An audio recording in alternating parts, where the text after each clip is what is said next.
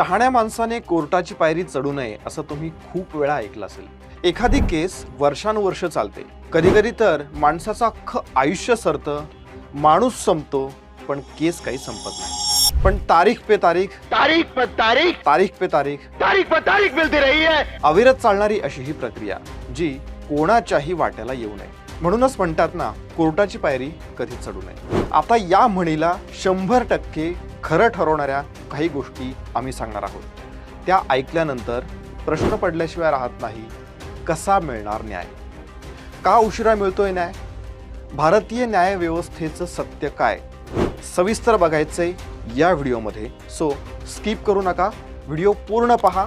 आवडला तर लाईक आणि शेअर करा, चॅनलला सबस्क्राईब करा आणि बेल आयकन क्लिक करा, म्हणजे तुमच्या आवडत्या व्हिडिओचं नोटिफिकेशन तुम्हाला वेळेत मिळेल।